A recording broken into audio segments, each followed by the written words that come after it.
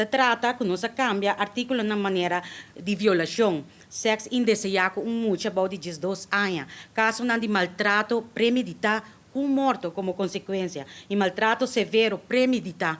Me tenho visto tudo castigo na aqui na primeiro instante. Nós vai analisar a situação do reino. Nós usa a palavra bonita que nós chama concordância e vigência. Caminho nós percorrer para máximo tráfico, lo perdona, né, delito na aqui, queda aumentar e que nós está de castigo similar que nós, por exemplo, Corsau em Martin, mas também com Holanda. Me tenho visto que trata de aumento nanco anteriormente, para sobre também coisa errôneo que a gente quer robes, sempre existir castigo.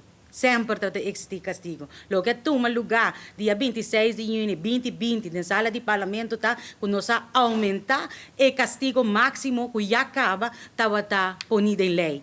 Então, me digo vista trata de aumento de anteriormente 3 para 6 anos máximo por duna estanco a cometer o delito. Nós hizemos aqui não tem 15 anos chegando a hora no nível do reino nós está castigar malhechor para o delito na aqui. Também me digo que tem certo straf na agora aumentar até com 24 anos.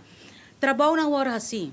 Awoku eta toma lugar tu ora melihe que nós está desejar portar em nos por questionar. Pero que o parlamento, am seguro formando parte do parlamento número 10 e o parlamento número 11, me tenho bisa nós a diz coi é trabalho nan que nos parlamentários nang lagi sa akin ng atraso sa ko trabaho na isigi ko ne meeting ko bisa ano si alogra pa yega na kulminasyon